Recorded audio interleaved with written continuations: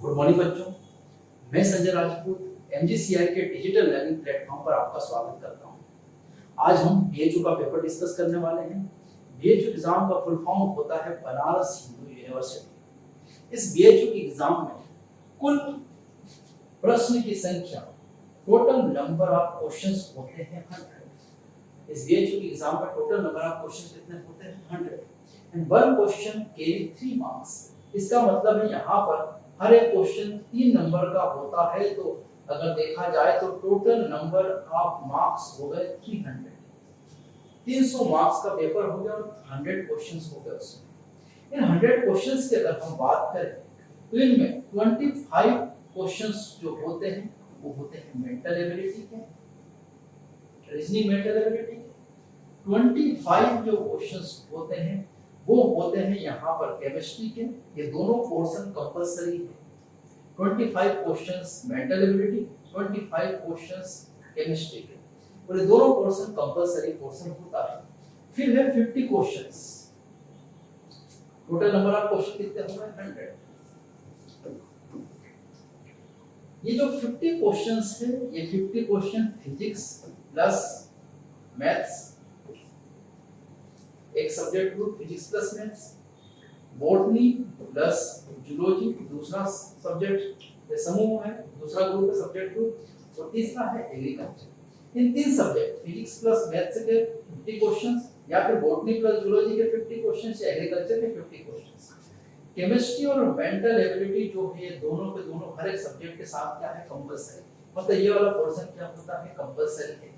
Optional portion यहाँ से क्या होता है? ये 50 क्वेश्चंस जो कि फिजिक्स मैथ्स हो सकता है, बॉटनी जूलॉजी हो सकता है, या फिर एग्रीकल्चर हो सकता है। तो हम आज डिस्कस करने वाले हैं यहाँ पर इन 50 क्वेश्चंस में बॉटनी प्लस जूलॉजी, मतलब बायोलॉजी की बात करने वाले हैं। हम बायोलॉजी के क्वेश्चन जो 50 क्वेश्चंस हैं उनको क्या करने वाले हैं? हम इस लेक्चर में डिस्कस करने वाले हैं। तो अब देखते हैं, चलो हम देखते हैं 50 क्वेश्चंस कौन-कौन से आए हैं इस एग्जाम में, 2020 के एग्जाम में बीएचयू में। उन क्वेश्चंस को हम यहाँ डिस्कस करेंगे। यहाँ पर सबसे पहला हमारा क्वेश्चन है,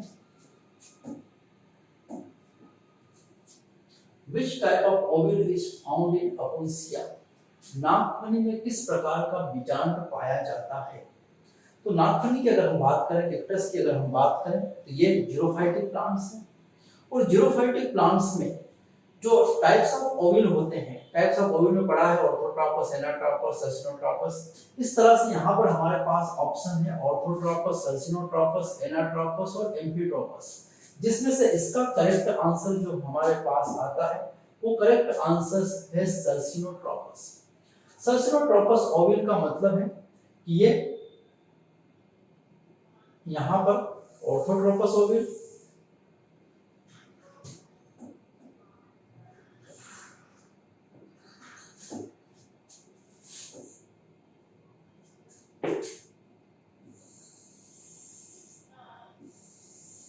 ये ओवल में इसका बीजांड इतना ज्यादा मुड़ जाता है कि ये 360 डिग्री एंगल पर मुड़ जाता है। यहाँ पर ये माइक्रोपाइल जो छिद्र है, ये माइक्रोपाइल इंटेगुमेंट्स, यहाँ पर बीच में ये बीजांड है। तो ओवल जो है एक्चुअल में ये ऑर्थोट्रोपस इधर है और यहाँ ये घूमकर वापस इधर आ गया है, मतलब ये 360 डिग्री एंगल घूम गया है। ऐसा ओव्यूल जो कितना डिग्री एंगल घूमता है? 360 डिग्री एंगल। 360 डिग्री एंगल जो ओव्यूल घूम जाता है, ये ओव्यूल ऑर्थोट्रोपस ओव्यूल, ये घूमकर वापस ऊपर आ गया है। मतलब ऊपर रहना चाहिए, घूमकर वापस ऊपर पहुंच गया, मतलब ये टोटल कितना घूम गया है? 360 डिग्री एंगल घूम गया है। तो 360 डिग्री एंगल घूमने वाले ओव्यूल को क्या कहा जाता है? सर्सिनोट्रोपस ओव्यूल। और सर्सिनोट्रोपस ओवल किसका कैरेक्टरिस्टिक फीचर है? तो वो है अपोंसिया का, कैक्टस का, नागफनी, जो कि जीरोफाइटिक प्लांट से मरुद्भिद पौधा होता है। तो इसका करेक्ट आंसर क्या आएगा? सर्सिनोट्रोपस ओवल। नेक्स्ट क्वेश्चन की तरफ चलते हैं। नेक्स्ट सेकंड क्वेश्चन है हमारा बायोलॉजी का। In which of the following nostril does not occurs as endophyte? Nostoc इनमें से एंडोफाइट जैसा बिहेवियर किसमें नहीं करता है? तो जो नॉस्टॉक है नास्टॉक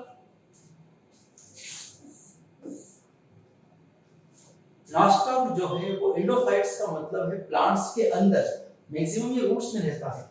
ये माइक्रोराइजल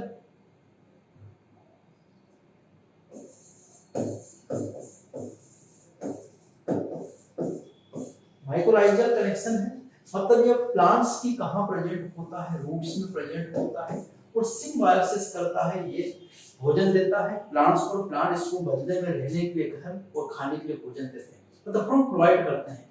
और ये माइक्रोराइजल ये सिम्बायोसिस है, म्यूचुअलिज्म है इस एक टाइप की। और नॉस्टॉक जो है वो कौन कौन से प्लांट्स में एंडोफाइट होता है, और यहाँ पूछा है which of the following is not an endophyte, किसमें एंडोफाइट नहीं है, तो उसका करेक्ट आंसर आता है पाइनस। पाइनस इसका क्या है करेक्ट आंसर। साइकस में होता है, साइकस में भी होता है, एंथोसिरस में भी होता है और जार्निया में भी होता है। केवल पाइनस ही ऐसा प्लांट है जिसमें ये एंडोफाइट्स के फॉर्म में नहीं होता है, वो नॉस्टॉक नहीं होता है। तो करेक्ट आंसर क्या आएगा पाइनस। तो पाइनस इसका क्या है करेक्ट आंसर। नेक्स्ट आंसर की तरफ चलें।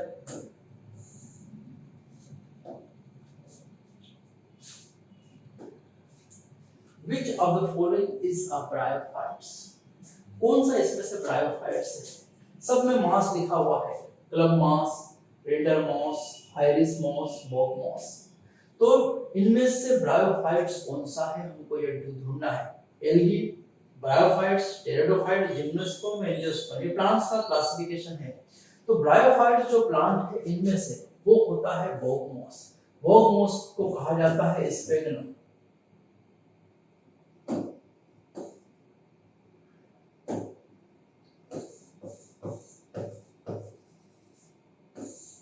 तो ये बॉगमोस जो है ये इसका करेक्ट आंसर है। बॉगमोस जो है वो क्या है एक प्रकार का ब्रायोफाइट्स है।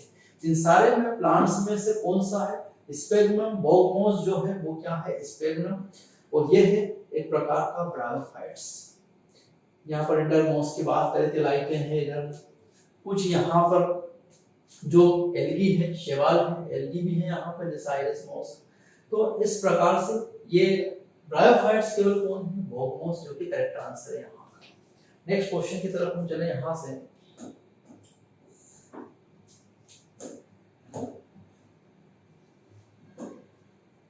The number of cotyledons in pinus seed is, number of cotyledons in pinus seed is many. Cotyledons जो है हम जानते हैं सीड के अंदर ही क्या होते हैं कोटिलेडन्स होते हैं, जैसे आपने दाल देखी होगी।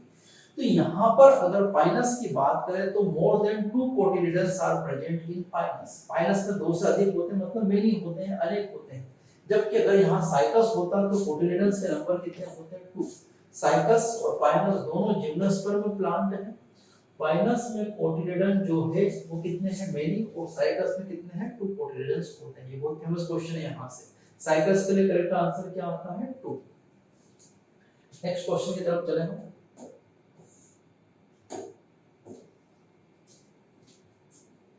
फिफ्थ क्वेश्चन है न्यूमेटोफोर्स आर हेल्पफुल इन।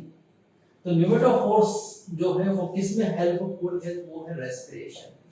ऐसे प्लांट जो मार्सी एरिया में ग्रो होते हैं, मार्सी एरिया में ग्रो होने वाले प्लांट जो होते हैं, दलदल में उगने वाले पौधे जो होते हैं, वहां पर वाटर का लेवल अबव देन सोइल हो जाता है, सोइल से अबव होता है।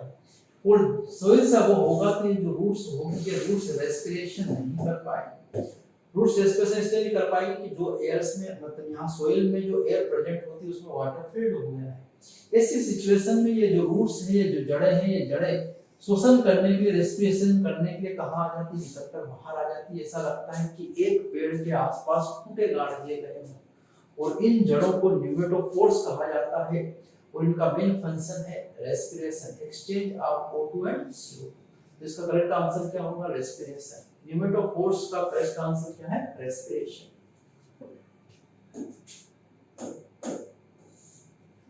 नेक्स्ट क्वेश्चन की तरफ हम चलें यहां से। नेक्स्ट क्वेश्चन है peroxisome are associated with. Peroxisomes are associated with. तो ये जो पेरोक्सिसोम होते हैं, ये peroxisome unit membrane surrounded cell organelle. these are surrounded by unit membrane. Unit membrane surrounded cell organelles को ही क्या कहा है, peroxisome. These are the microbodies. ये सूक्ष्म कार्य या माइक्रोबॉडीज होते हैं और इन पेरोक्सिसोम का मेन फंक्शन है कि इन पेरोक्सिसोम में प्लांट्स में होता है फोटो रेस्पिरेशन. क्या होता है? Photo respiration. तो प्लांट में प्रकाशीय शोषण या फोटो रेस्पिरेशन से रिलेटेड कौन होते हैं? पेरोक्सिसोम. तो बहुत फेमस क्वेश्चन है.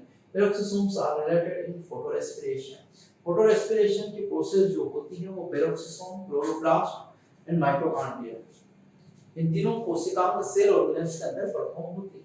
तो peroxisomes are related with the प्रकाशीय श्वसन या फोटो रेस्पिरेशन. नेक्स्ट क्वेश्चंस की तरफ चल रहे हैं.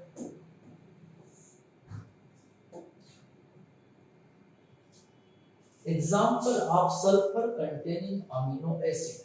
सल्फर कंटेनिंग अमीनो एसिड का एग्जांपल है तो हम जानते हैं total number of amino acid are 20, in which 10 are essential and 10 are non essential. total number of amino acid कितने हैं? 20. 20 में से 10 जो है वो एसेंशियल है, आवश्यक अमीनो अम्ल है, और 10 क्या है? अनावश्यक अमीनो अम्ल, नॉन एसेंशियल अमीनो एसिड. उसमें से यहाँ पर पूछा है कि सल्फर कंटेंट किसमें सल्फर होता है? तो मिथ्योनिन अमीनो एसिड जो है, सिस्टीन और मिथ्योनिन. सिस्टीन और मिथ्योनिन जो टू टाइप्स का अमीनो एसिड है, सिस्टीन एंड मिथ्योनिन. उन सिस्टीन और मिथ्योनिन अमीनो अम्ल में ही क्या होता है? सल्फर. तो सल्फर कंटेनिंग अमीनो अम्ल कौन सा है? मिथ्योनिन. इसका करेक्ट आंसर है मिथ्योनिन.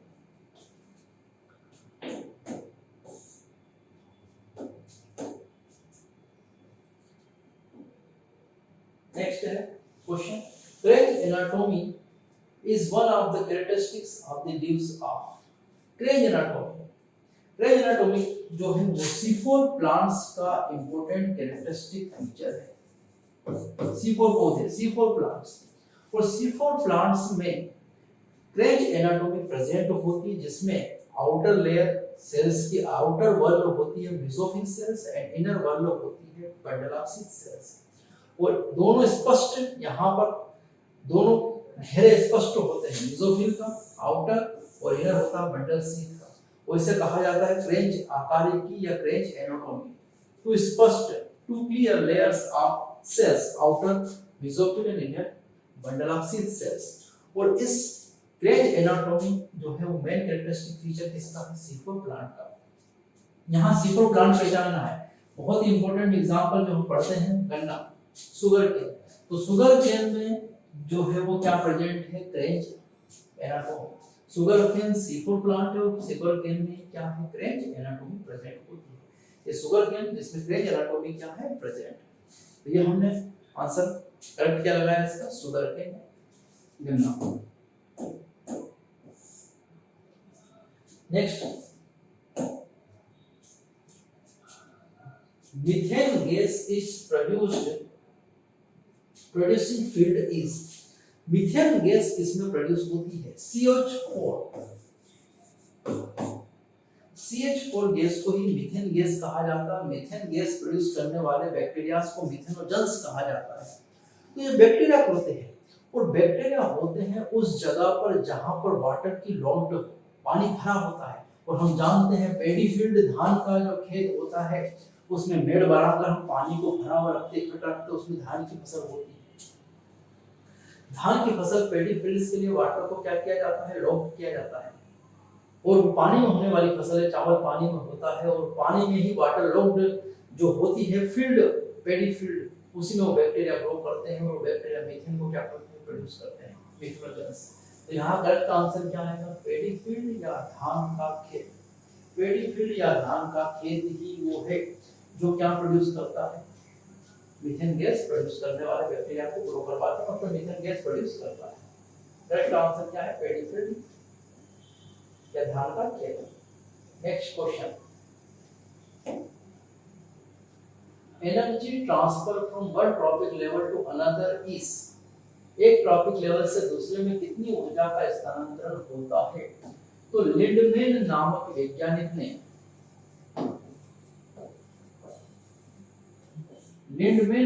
वैज्ञानिक ने बताया कि 10% ऊर्जा एक ट्रॉपिक लेवल से दूसरे ट्रॉपिक लेवल में ट्रांसफर होती है.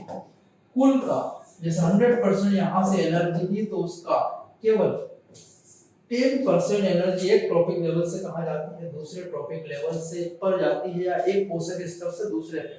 जैसे घास को बकरी ने खाया तो घास के पास से यदि 100% ऊर्जा है तो बकरी के पास मात्र 10% ऊर्जा उसकी जाती है। 10% energy transfer law given by Lindeman नामक वैज्ञानिक ने दिया था। तो 10% इसका क्या है करेक्ट आंसर होगा। यहां सब नेक्स्ट क्वेश्चन की तरफ चलें। Fern sporangium burst at, fern sporangium, तो फर्न का स्पोरेंजियम है, यहां देखते हैं ये फर्न का स्पोरेंजियम है जिसमें सेल्स हैं यहाँ।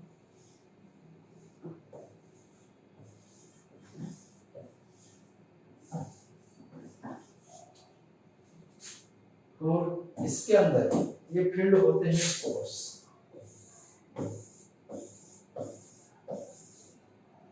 और इसे कहा जाता है एनुलस। और एनुलस में जहां पर वाल होती है इस तरह की वाल होती है, जिस पोर्शन को कहा जाता है एनुलस के पोर्शन को कहा जाता है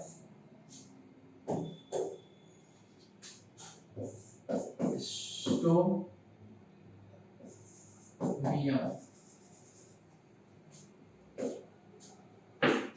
तो जब स्पोरेंजियम पूरी तरह से परिपक्व हो जाता है, स्पोर जो है ये को कहा जाता है स्पोर, ये स्पोर है।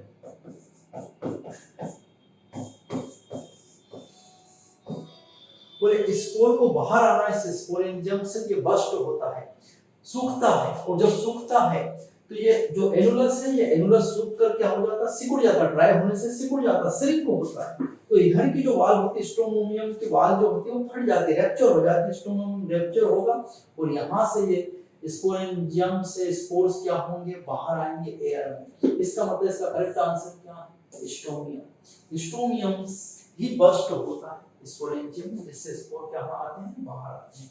ये fern sporangium burst at stomium. Fern जो कि टेरिडोफाइट्स है, इसमें स्पोरेंजियम बर्न बस्ट जो होता है वो कहां से होता है, स्टोमियम से फटता है। करेक्ट आंसर क्या है, स्टोमियम। नेक्स्ट क्वेश्चन है 112। नेक्स्ट क्वेश्चन क्या है 112। Cycas and Adiantum resembles each other in having। Cycas and Adiantum, cycas जो है वो भी मैंने बताया था, ये जिम्नोस्पर्म है,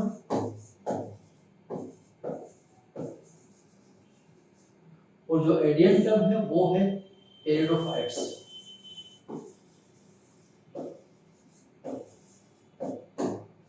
साइकस जिम्नोस्पर्म है और एडियंटम क्या है, टेरिडोफाइट्स। इन दोनों में क्या सिमिलरिटीज है, दोनों में सीड का फॉर्मेशन होता है, नहीं इसमें सीड का फॉर्मेशन होगा, टेरिडोफाइट्स में सीड का फॉर्मेशन नहीं होगा। वेसल्स जो है वो दोनों में एब्सेंट है, कैम्बियम जिम्नोस्पर्म में होगी, टेरिडोफाइट्स में नहीं होगी। मोटाइल स्पर्म, ये इसका करेक्ट आंसर है। चल बीजाणु, इनमें फ्लैजेला प्रेजेंट होते हैं और ये वाटर में क्या करते हैं, फ्लो होते हैं, वाटर में चलते हैं, फ्लैजेला होने के कारण, कशाभिका होने के कारण। तो चल या मोटाइल स्पर्म या चल बीजाणु इन दोनों में होते हैं, जिम्नोस्पर्म में भी और एंजियोस्पर्म में। और ये दोनों में क्या है, सिमिलरिटीज। क्या सिमिलरिटीज है, दोनों इच अदर्स रिसेंबल्स है। उसका मेन रीजन है कि दोनों में क्या प्रेजेंट है, चल या मोटाइल स्पर्म या चल बीजाणु होते हैं। तो इसका करेक्ट आंसर क्या है, मोटाइल स्पर्म या चल बीजाणु। नेक्स्ट क्वेश्चन की तरफ चल रहे हैं।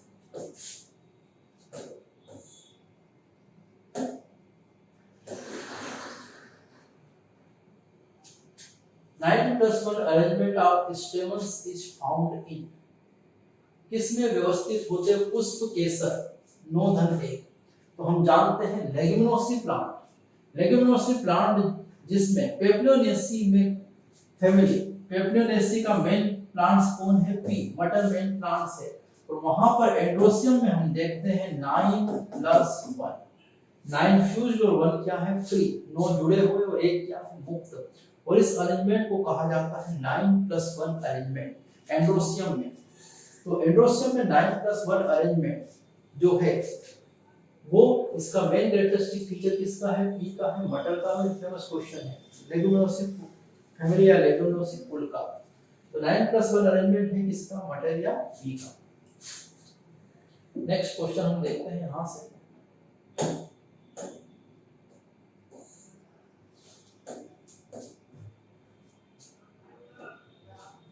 Companion cells are closely associated with. Companion cells या सखी कोशिका होती है फ्लोएम या कोशवाहिका भाग। फ्लोएम ऊतक में 4 प्रकार की कोशिकाएं होती है, जिसमें से एक कौन सी है, कंपेनियन सेल्स। और कंपेनियन सेल्स हमेशा साथ में रहती है स्यू एलिमेंट्स के या स्यू तत्व, चालनी तत्व जिसे कहा जाता है हिंदी में, चालनी तत्व या स्यू एलिमेंट्स के साथ ही रहती है कंपेनियन कोशिका एंजियोस्पर्म के अंदर।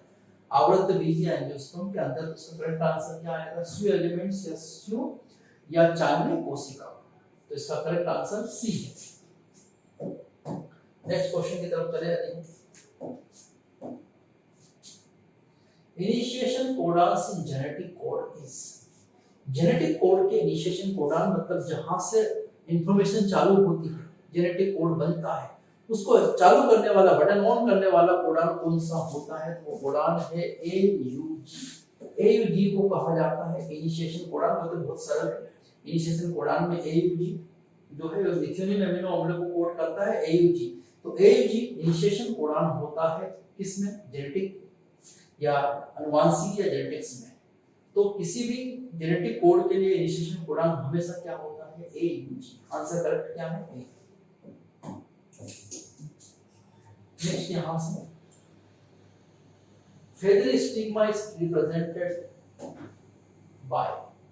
पंख सदस्य व्यक्ति का आवरण। ये जो है स्टिग्मा इस तरह से होते हैं, bifurcated stigma, stigma style ovary. और इस स्टिग्मा की अगर हम बात करें तो इस पर इस तरह से फेदर्स होते हैं।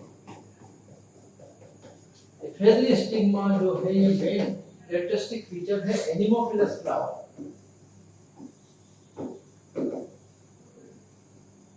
एनिमोफिलस मतलब जो हवा से जिसका वायु परागण होता है, इसके इसमें फिदरी होते हैं, पंख जैसा होता है जिसमें परागण चिपक जाते हैं। और ये मेन लक्षण है, कैरेक्टर है इसका गेहूं या बीट।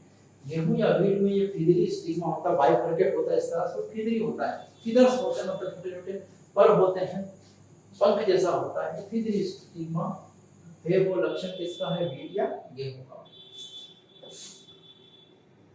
नेक्स्ट क्वेश्चन की तरफ चले हम। Photorespiration involves. Photorespiration अभी मैंने बताया था, photorespiration glycosome, mitochondria and chloroplast 3 cell organelles में पार्टिसिपेट करता है। और वहां का फर्स्ट स्टेबल कंपाउंड है फास्फोग्लाइकोलेट। इसलिए इसे कहा जाता है ग्लाइकोलेट चक्र या ग्लाइकोलेट साइकिल। इसको नाम क्या दिया है, ग्लाइकोलेट चक्र या ग्लाइकोलेट साइकिल। तो फोटो रेस्पिरेशन को ही दूसरे नाम से जाना जाता है ग्लाइकोलेट चक्र या ग्लाइकोलेट साइकिल। इसे C2 चक्र भी कहते हैं, C2 चक्र, C2 साइकिल भी कहा जाता है, क्योंकि ग्लाइकोलेट जो है कितने कार्बन कंपाउंड है, 2 कार्बन कंपाउंड। तो करेक्ट आंसर क्या है, ग्लाइकोलेट चक्र। In moss, the middle sterile part of capsule is called as। moss में इस तरह से moss में फूट सीटा कैप्सूल होता है, फूट यहाँ होता है, ये फूट, ये सीटा और ये क्या है, कैप्सूल। और कैप्सूल के ऊपर इस तरह से एनुलस होता है, ये वाला पार्ट क्या कहलाता है, एनुलस, जिसे एपोफाइसिस भी कहा जाता है। तो in the most middle sterile part of capsule is called as columella। ये वाला पार्ट क्या कहलाता है, columella। तो ये columella जो पार्ट है ये वाला है यहाँ से। तो फूट सीटा और कैप्सूल में ये वाला पार्ट, जो कैप्सूल वाला पार्ट है, इस कैप्सूल वाले पार्ट में यहाँ से इस पूरे कैप्सूल वाले पार्ट में जो मिडिल पार्ट है, इसको क्या कहा जाता है, columella। और ये कॉलुमेला ही कैसा पार्ट है, स्टेराइल, मतलब ये रिप्रोडक्शन में पार्टिसिपेट नहीं करता, स्टेराइल पार्ट है। तो ये कॉलुमेला होता है मिडिल पार्ट और स्टेराइल पार्ट। रिप्रोडक्शन में पार्टिसिपेट, जनन में भाग नहीं लेता। तो वो क्या है आंसर करेक्ट कोलुमेला। अगला next question, on germination spores of Funaria gives rise to. Funaria जो कि ब्रायोफाइट्स है, और ये ब्रायोफाइट्स में हेम्प्लोटिक लाइफ साइकिल चलती, मतलब यहाँ गेमेटोफाइटिक डोमिनेट होता है स्पोरोफाइट्स का, और यहाँ के जो स्पोर होते हैं वो हेप्लॉइड होते हैं, और स्पोर हेप्लॉइड जर्मिनेट होकर एक स्ट्रक्चर बनाते हैं जिसे कहा जाता है प्रोटोनीमा। ये भी कैसा होगा हेप्लॉइड। तो यहाँ जो बनने वाला स्ट्रक्चर करेक्ट आंसर क्या है प्रोटोनीमा। तो प्रोटोनीमा जो है हेप्लॉइड होता है, जो कि ब्रायोफाइट्स का एग्जांपल फिनेरिया। तो ब्रायोफाइट्स में हेप्लोटिक लाइफ साइकिल चलती है, जिसका करेक्ट आंसर क्या है प्रोटोनीमा।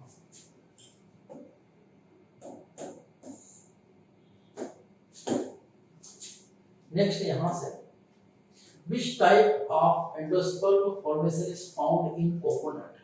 तो कोकोनट या नारियल की अगर बात करें तो एंडोस्पर्म का मतलब होता है कि जो फ्रूट्स होते हैं उन फ्रूट्स के अंदर जो सीड होता है, जो कि ओव्यूल से फॉर्म होता है, बीजांड से बनता है सीड, और सीड के अंदर होता है एम्ब्रियो। सीड के अंदर क्या है एम्ब्रियो, और ये भ्रूण या एम्ब्रियो को फूड प्रोवाइड करने का काम कौन करता है एंडोस्पर्म। फूड प्रोवाइड कौन करता है एंडोस्पर्म किसको एम्ब्रियो को। तो ये एंडोस्पर्म जो होता है, ये एंडोस्पर्म की अगर हम बात करें तो कोकोनट में होता है न्यूक्लियर एंडोस्पर्म, कि एक सिंगल सेल में ये न्यूक्लियस या केंद्रक का डिवीजन हो जाएगा, लेकिन साइटोप्लाज्म का डिवीजन नहीं होगा, जिससे एक ही सिंगल सेल में कई सारे न्यूक्लियस बन जाते हैं। 3 न्यूक्लियर डिवीजन होता है, बाद में पार्टीशन हो जाता है, सेल्स बन जाते हैं इसे, और गुच्छे में बनते हैं क्लम्पिंग करके इस तरह से। इसे न्यूक्लियर एंडोस्पर्म कहा जाता है। न्यूक्लियर एंडोस्पर्म जो है वो कोकोनट का मेन कैरेक्टरिस्टिक फीचर है। कोकोनट जो है वो लिक्विड है, एंडोस्पर्म यहाँ पर एकमात्र कोकोनट में लिक्विड एंडोस्पर्म। आपने देखा होगा नारियल पानी, तो वो नारियल जो का जो पानी है वो एंडोस्पर्म है, पर लिक्विड फॉर्म में है केवल और केवल कहाँ नारियल कोकोनट में। तो करेक्ट आंसर क्या है न्यूक्लियर एंडोस्पर्म। नेक्स्ट,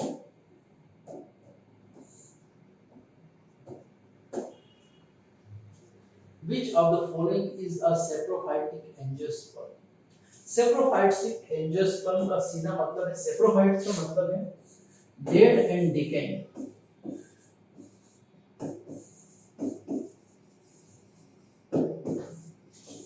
सड़े गले पदार्थों पर जो भोजन लेते हैं, सड़े गले पदार्थों से उन्हें कहा जाता है सेप्रोफाइट्स।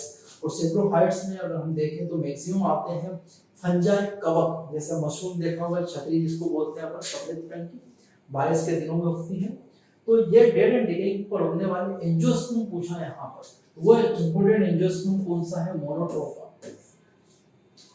मोनोट्रोपा जो होता है, ये मोनोट्रोपा जो है जिसे इंडियन पाइप भी कहा जाता है, मोनोट्रोपा को क्या नाम दिया गया है इंडियन पाइप। इंडियन पाइप या मोनोट्रोपा जो है वो डेड एंड डिकेइंग सब्सटेंस पर ग्रो होता है, और ये एंजियोस्पर्मिक प्लांट है, जबकि नेचर किसका होता है मेनली फंजाई कवक का होता है। इसका करेक्ट आंसर क्या है Monotropa. Next,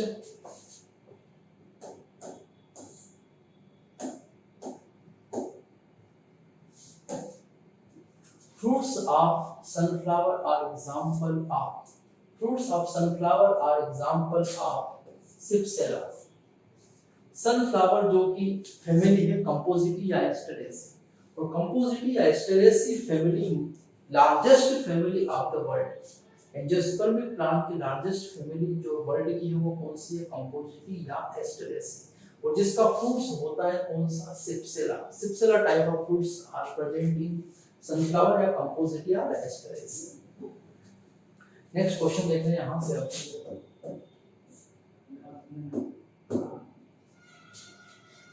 approach between F1 with the recessive parents is known as। मैंने का बताया था कि कैपिटल टी स्मॉल टी, इधर से कैपिटल टी इधर से स्मॉल टी, दोनों का हाइब्रिड बना कैपिटल टी स्मॉल टी। ये क्या है F1 जनरेशन, इसका क्रॉस किससे है रेसेसिव पेरेंट्स से, और इसे कहा जाता है टेस्ट क्रॉस। बहुत फेमस क्वेश्चन है। F1 with the recessive parents is known as test cross। ये कौन सा क्रॉस है? Test cross. टेस्ट क्रॉस है F1 जनरेशन का उसके recessive पेरेंट्स के साथ क्रॉस करना क्या कहलाता है? Test cross. Next question, ligase enzyme is used for।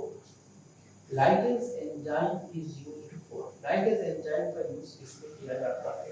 तो ligase enzyme जो है जेनेटिक इंजीनियरिंग में यूज आता है डीएनए के सेगमेंट्स को ज्वाइन करने में। इस तरह से डीएनए के सेगमेंट्स होते हैं, मतलब न्यूक्लियोटाइड्स होते हैं, इनको आपस में जोड़ना है, इनको ज्वाइन करना है यहाँ पर। तो इनको ज्वाइन करने के लिए कौन सा एंजाइम यूज होगा? जोड़ने के लिए ligase एंजाइम यूज होगा, मतलब join segments of DNA. Correct answer क्या है? ligase। तो ligase join segments of DNA, DNA के सेगमेंट्स को ज्वाइन करने का काम कौन करेगा? ligase enzyme. इसको हम फेविस्टिक या गम जैसा भी बोल सकते हैं, जो चिपकाने के काम में आता है, जोड़ने के काम में आता है। कौन सा एंजाइम है? ligase।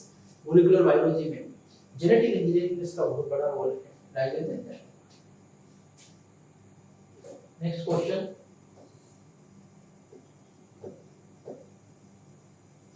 In bacteriophage the genetic material is. जो बैक्टीरियोफेज होता है टाइप का वायरस है। बैक्टीरियोफेज एक टाइप का क्या है? वायरस। इस तरह से होता है बैक्टीरियोफेज, एक टाइप का क्या है? ये वायरस। और जिसका जेनेटिक मटेरियल होता है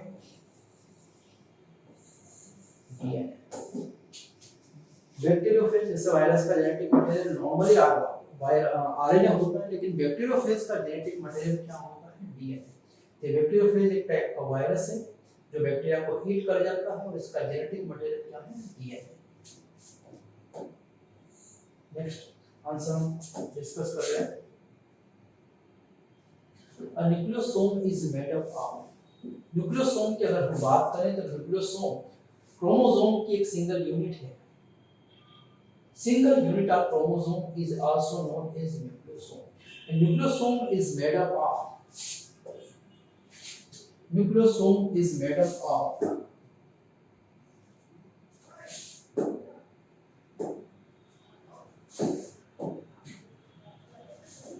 nucleosome is made up of histones H1, two molecules of each H2A, H2B, H3, H4, मतलब इनके कितने होंगे? टोटल 8 molecules प्लस 1 क्या है? H1 protein and 200 base pair of DNA. तो ये जो है बॉल जैसे होते हैं डीएनए और हिस्टोन प्रोटीन से मिलकर ही क्या बना होता है? क्रोमोसोम। और क्रोमोसोम की सिंगल यूनिट क्या है? Nucleosome. And nucleosome is made up of 1 molecules of H1, 2 molecules of each 2A, H2A, H2B, H3 and H4, and DNA wrapping around 8 histone protein which is 200 base pair। तो जो DNA histone protein के आसपास लपेटा जाता है वो किसका base pair होता है? 200 बेस पेयर। इसका करेक्ट आंसर क्या है? C. Next, due to mutation one amino acid get may replaced by another amino acid, such mutations are termed as। ध्यान रखना यहाँ point mutation, one amino acid replaced by another amino acid। Amino acid की यहाँ chain है AT C C A, तो यहाँ पर C को रिप्लेस करके इसकी जगह पर आ गया T। तो ये जो रिप्लेसमेंट हुआ है, C को हटाया और उसकी जगह T आया, इसे कहा जाता है point mutation.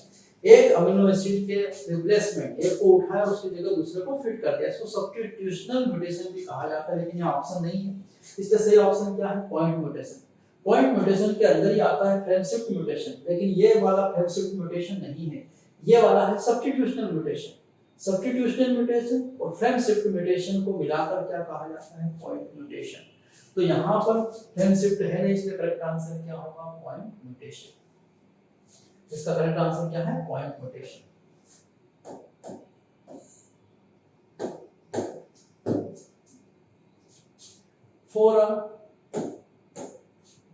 For a given gene, a diploid individuals will contain। diploid individuals मतलब 2n बराबर 46 क्रोमोसोम। इधर n इक्वल्स टू 23, इधर n इक्वल्स टू 23। ये वन क्रोमोसोम में से यहाँ से जाते हैं 23 इधर 23 इधर, वन क्रोमोसोम पर ये कैपिटल T ये स्मॉल t। तो जब डिप्लॉइड ऑर्गेनिज्म होगा तो दोनों एलील प्रेजेंट होंगे, capital T small t, two alleles के रूप में, टू एलील्स के फॉर्म में वो जीन्स क्या होंगे, प्रेजेंट होंगे जब वो डिप्लॉइड ऑर्गेनिज्म है। तो एलील कहा हमने, तो टू एलील्स के फॉर्म में वो प्रेजेंट होंगे। करेक्ट आंसर क्या रहेगा, ए। एक कोई सा भी कैरेक्टर है उसको टू एलील्स मिल गई, क्या करते हैं, कंट्रोल करते हैं, इसको मेंडल ने कहा। करेक्ट आंसर क्या है, two alleles.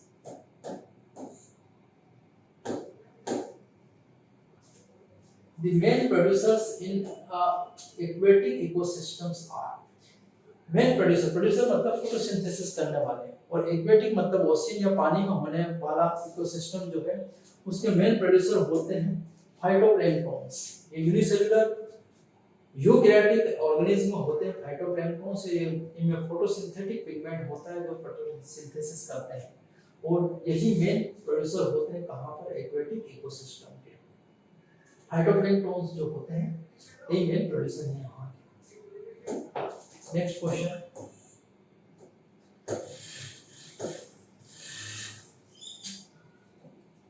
which law of Mendel is revealed by the monohybrid course? Monohybrid course जो मेंडल ने किया था, one character height of plant लेकर उसको रिवर्स करने वाले टू यहाँ पर लॉ है, law of dominance and law of segregation, पृथक्करण का सिद्धांत और प्रभाविता का सिद्धांत। लेकिन इन दोनों में भी सबसे ज्यादा करेक्ट आंसर क्या है, पृथक्करण का सिद्धांत। अगर दोनों होते दोनों सही था, लेकिन दोनों में से एक चुनना है तो ज्यादा सही क्या है, पृथक्करण का सिद्धांत, लॉ ऑफ सेग्रीगेशन। इसका मेन रीजन ये है कि मेंडल के कितने लॉ बताए जाते हैं, तो कई सारी बुक्स में जो दिया है और सही जो आंसर है इसका कि two laws, law of segregation and law of independent assortment. इसको ला नहीं मानते हैं, जब इसको ला नहीं मानते हैं तो हम किस करेक्ट आंसर पे कहां जाएंगे, सेग्रीगेशन इसका करेक्ट आंसर है। तो एनसीईआरटी के अकॉर्डिंग इसका करेक्ट आंसर क्या आना चाहिए, सेग्रीगेशन। तो which law of Mendel is revealed bye monohybrid cross, तो क्या है, लॉ ऑफ सेग्रीगेशन, पृथक्करण का नियम।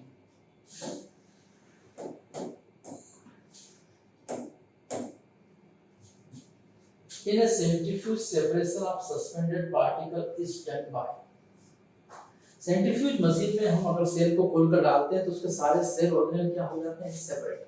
उसका मेन रीजन है कि हम इस टेस्ट ट्यूब में वो सारे ऑर्गेनेल डाल रहे हैं, टेस्ट ट्यूब को इस तरह रखते हो, ये इस तरह मशीन घूमती है, तो डेंसर पार्टिकल कहाँ जाते हैं, जिनका वेट ज्यादा वो बाहर की तरफ, और लाइटर कहाँ जाता है, अंदर की तरफ। तो बाहर की तरफ फोर्स जो गया है वो कौन सा फोर्स है, centrifugal force.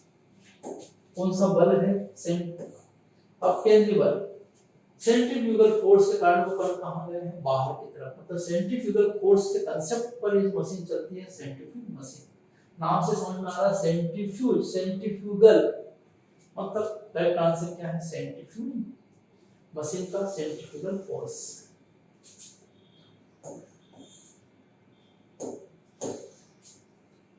Migration of cancerous cells from the place of their origin to the another place of the body is termed as, अगर मान लो कैंसर सेल्स यहाँ है तो पूरी बॉडी में स्प्रेड हो जाती है, इसे कहा जाता है मेटास्टेसिस।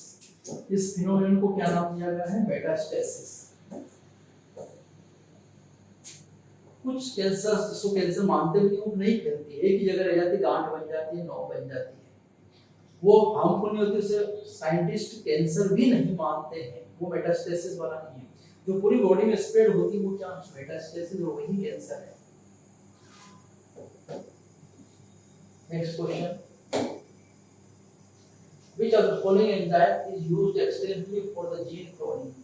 जीन क्लोनिंग मतलब जेनेटिक इंजीनियरिंग में यूज होने वाला सबसे ज्यादा कामगार और सबसे ज्यादा इंपॉर्टेंट एंजाइम कौन सा है, और याद रखना है सबसे फेमस है रेस्ट्रिक्शन एंडोन्यूक्लियस एंजाइम, जिसे मॉलिक्यूलर सीजर कहा जाता है, बायोलॉजी की कैंची कहा जाता है। ये डीएनए को एक निश्चित जगह पर ही काटता है जहां से उसको काटना होता है, तो वो एंजाइम कौन है, restriction endonuclease enzyme. Correct answer है इसका।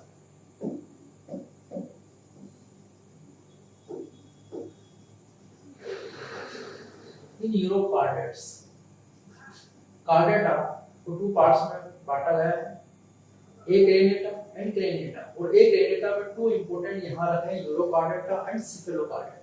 तो यूरोकार्डेटा में पहली बार क्या देखी गई है, नोटोकार्ड्स, और नोटोकार्ड्स जो है वो केवल यहाँ पर कहाँ है, notochord is present only in larval tail regions. तो लार्वा के टेल में होती, बाद में टेल हट जाती, टेप्को लार्वा एडल्ट में कन्वर्ट होता है। तो ये रेट्रोग्रेसिव मेटामॉर्फोसिस भी देखी जाती है नोटोकार्ड्स में। तो notochord is present only in the larval stage, notochord केवल लार्वा की पूंछ में पाई जाती है बस।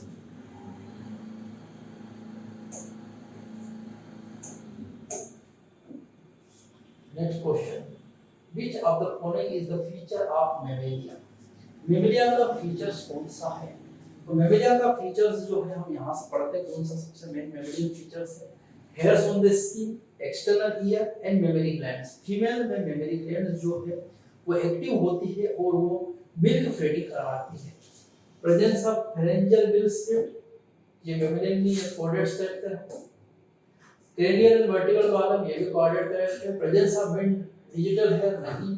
Presence of mammary glands, correct answer. Mammary glands का प्रेजेंट होना ही मेमेलिया का मेन कैरेक्टरिस्टिक फीचर है।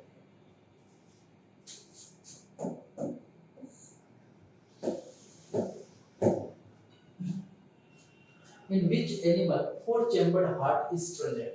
जो हार्ट होता है वो 4 chamber, 2 auricle and 2 ventricle, 2 auricle and 2 ventricle. Complete 4-chambered heart is present in crocodile, घड़ियाल। क्रोकोडाइल या घड़ियाल में कंप्लीट 4-chambered हार्ट होता है। बाकी यहाँ पर टोड मतलब फ्रॉग मतलब एम्फीबियंस में भी नहीं,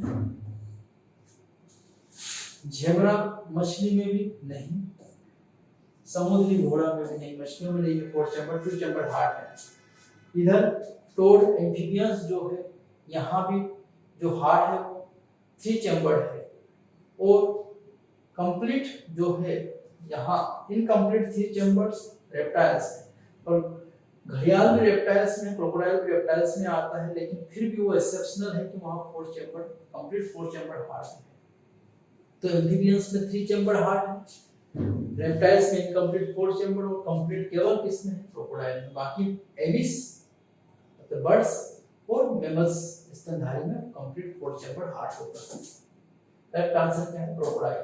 यहाँ से lungs receive blood from, lungs blood कहाँ से रिसीव करता है, तो ये हार्ट है 4-chambered हार्ट, ये 2 ऑरिकल, ये 2 क्या है, ventricle.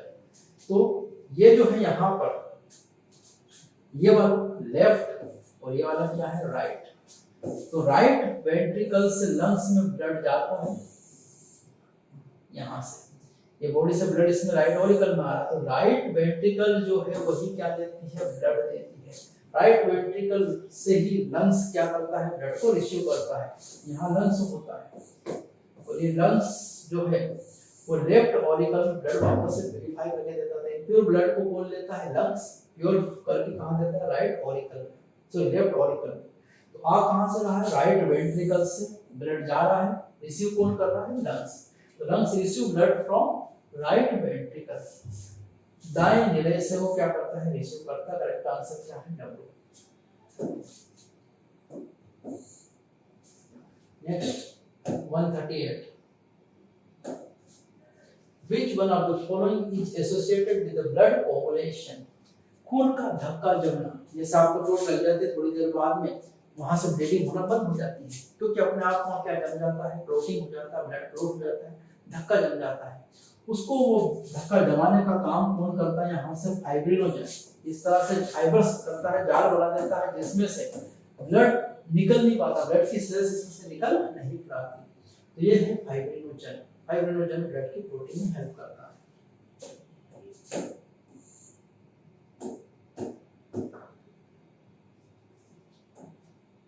Ostrich belong to the class, ostrich largest birds, और इसका एक भी लार्जेस्ट होता है। लार्जेस्ट सेल्स जो है वो कौन सी है, एग ऑफ ऑस्ट्रिच।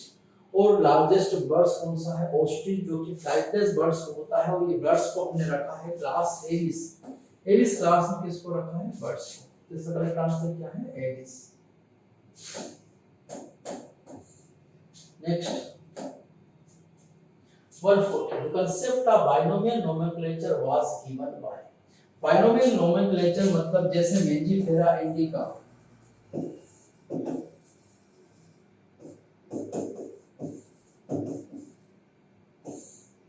मेंजिफेरा इंडिका आम का botanical name, botanical name of mango is Mangifera indica.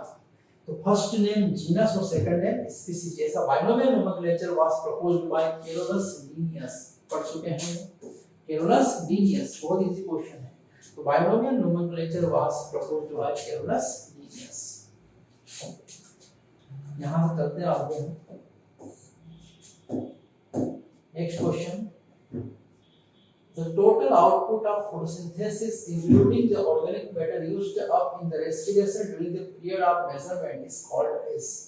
मापन की अवधि के दौरान श्वसन में उपयोग किए गए कार्बनिक पदार्थ सहित प्रकाश संश्लेषण के कुल उत्पादन को कहा जाता है। तो जो प्लांट्स होते हैं वो फोटोसिंथेसिस करते हैं, और फोटोसिंथेसिस करने में मान लो उन्होंने, इसको समझते हैं, ये प्लांट्स है और इस सन है,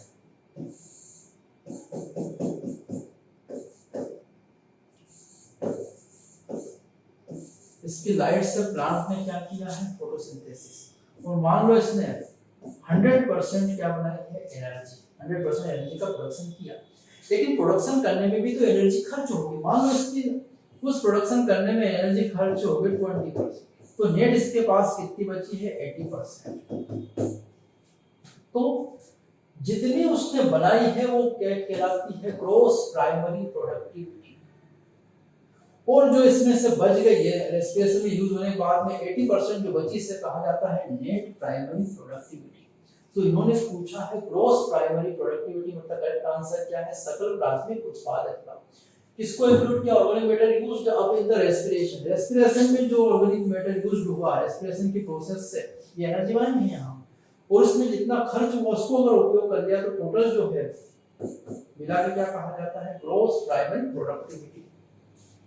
इसका करेक्ट आंसर क्या है? Gross primary productivity. नेक्स्ट यहां से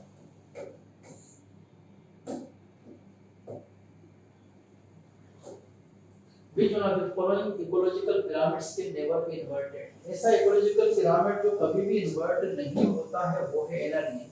एनर्जी का पिरामिड हमेशा कैसा रहता है? अपराइट, क्योंकि एनर्जी में 10% लॉ चलता है हमेशा। हर एक टॉपिक लेवल पर 10% एनर्जी क्या होती है? ट्रांसफर होती है। इसलिए जो सबसे पहला प्रोड्यूसर होता है उसमें एनर्जी सबसे ज्यादा, और जो ऊपर होता है टॉप में, टॉप कंज्यूमर्स में एनर्जी कम। इसलिए एनर्जी का पिरामिड जो होता है, pyramid of energy is always upright. Upright होता है एनर्जी का पिरामिड। तो ये करेक्ट आंसर क्या है? ऊर्जा का पिरामिड इसका।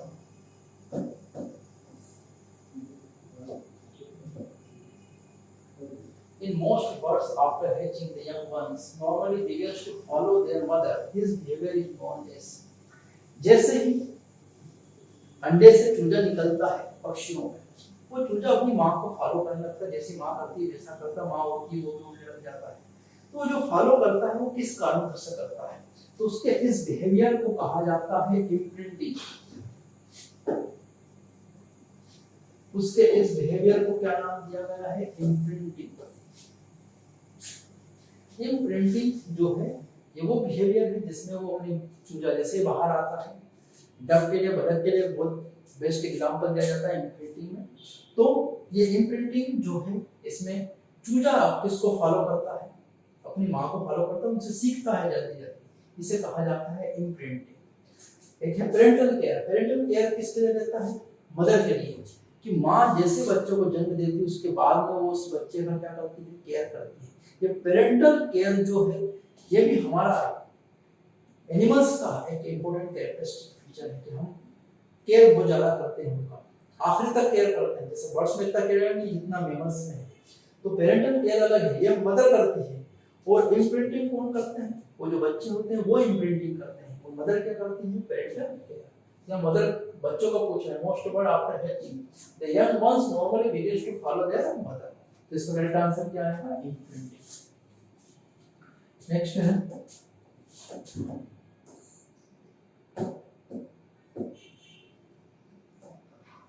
the lowest temperature at which organisms can live is known as lowest temperature। कम से कम के लिए लगाते हैं minimum.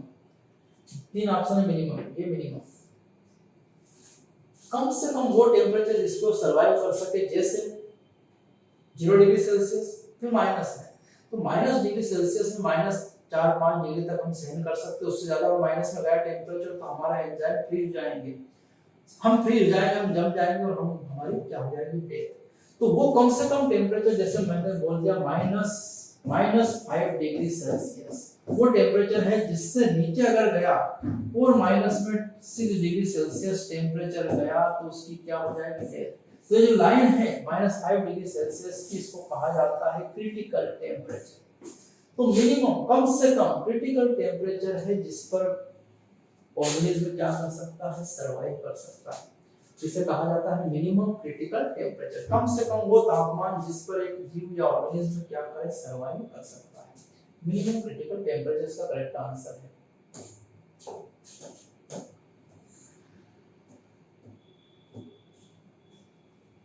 Crustaceans are distinguished from insect as myriapods by the presence of।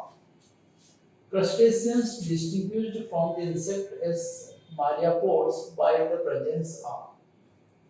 Crustaceans में हमने प्राउन और केकड़े को रखा है। Crustaceans में हमने प्राउन या केकड़े को रखा है जिसमें नंबर ऑफ लेग्स होते हैं क्रस्टेशियन में 5 पेयर्स, इंसेक्ट में होते हैं 3 पेयर्स और myriapods में होते हैं अलग अलग 70 to 100 भी हो सकते हैं, 10 to 30 पेयर्स भी हो सकते हैं। तो ये क्रस्टेशियन इंसेक्ट और myriapoda में जॉइंटेड अपेंडेजेस से मध्य है, तो दोनों समानता डिस्ट्रीब्यूशन तो है ही। नंबर ऑफ लेग्स क्या है इसका correct answer? First pair of antenna, second pair of antenna, antenna में कोई डिस्ट्रीब्यूशन नहीं है इनमें। तो इसका करेक्ट आंसर क्या है? Number of legs. हमको स्पष्ट दिख रहा है myriapoda में number of legs he important है। जॉइंटेड अपेंडेजेस 5 पेयर्स, 3 पेयर्स और यहां पर अलग पेयर्स हैं myriapods में, डिप्लोपोडास और काइलोपोडास में। तो इसका करेक्ट आंसर क्या है? Number of legs. Next question,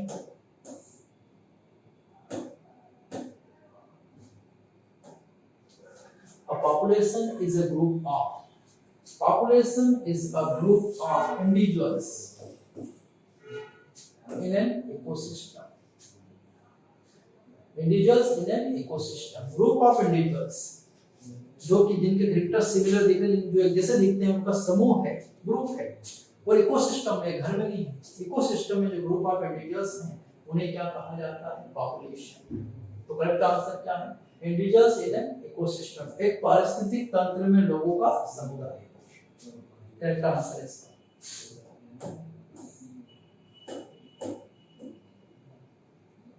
The first vertebrate to appear on earth were, first vertebrate जिसमें notochord converted into vertebral column. तो नोटोकॉर्ड किसको बदल गई? वर्टिब्रल कॉलम में वो ऐसा फर्स्ट है जिसे टेट्रा यहां पर वर्टिब्रेटा सब फाइलम में रखा गया है, वो है ओस्टेकोड्रम्स। सिफेलेस्पिस इसका करेक्ट, सिफेलेस्पिस इसका एग्जांपल भी है, ओस्टेकोड्रम जो कि एंशिएंट है, एंशिएंट जालेस फिश है, इनमें जबड़े नहीं थे फिश में। उसके बाद साइक्लोस्टोम्स आए थे, तो ओस्टेकोड्रम्स पहले, उसके बाद क्या आए हैं? साइक्लोस्टोम्स। तो ओस्टेकोड्रम्स जो है वो फर्स्ट वर्टिब्रेट है इस अर्थ पर जो आए हैं।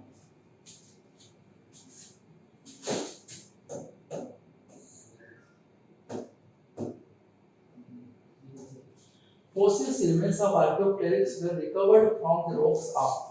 आर्कियोप्टेरिक्स जो बर्ड्स था वो जुरासिक पीरियड में आया था जहां पर डायनासोर डोमिनेंट थे। तो वहीं पर कौन आया था? आर्कियोप्टेरिक्स, मतलब जुरासिक पीरियड में ही इसके क्या देखे गए हैं? इसके सारे फॉसिल्स निकाले गए कि इसके Archaeopteryx connecting link between reptiles and birds.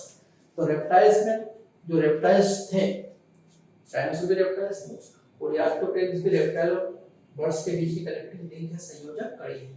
तो इसके मैक्सिमम फोर्सेस कहाँ मिले हमको? Jurassic period.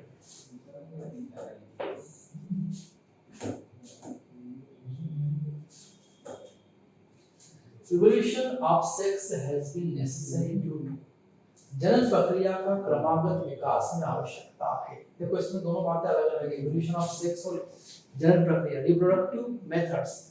इसमें दोनों हिंदी इंग्लिश में प्रश्न अलग अलग जा रहे हैं। इंग्लिश के अकॉर्डिंग अगर हम चले तो इसका करेक्ट आंसर है बी और डी। कई प्रकार के लक्षणों को पैदा करने के लिए वेरिएशंस आते हैं। जेनेटिक्स में वेरिएशन आते हैं किसके कारण? सेक्सुअल रिप्रोडक्शन के कारण। तो सेक्सुअल रिप्रोडक्शन नेगेटिव जनन के कारण क्या आते हैं? वेरिएशन, उससे विकास होता है। और जनसंख्या को सीमित रखने के लिए जनसंख्या को भी सीमित रखा जाता है इसे सेक्सुअल रिप्रोडक्शन से। सेक्सुअल रिप्रोडक्शन में रिप्रोडक्टिव कैपेसिटी कम है तो जनसंख्या क्या रहेगी? नियंत्रित। जो जितना टॉप पर होता है जनसंख्या उसकी उतनी क्या होती है? कम होती है। तो बी और डी आंसर करेक्ट है। जनन प्रक्रिया को देखें जिसके अकॉर्डिंग आंसर क्या आएगा? ए। जाति को बनाए रखने में स्पीशीज जो है वो जनन प्रक्रिया के द्वारा बनाए रखी जा सकती है। तो इसमें क्वेश्चन में मिस्टेक है। वैसे इसमें सबसे ज्यादा करेक्ट आंसर अगर इसका देना ही है तो वो हम देंगे कौन सा? बकरी। बकरी आंसर सबसे ज्यादा करेक्ट है।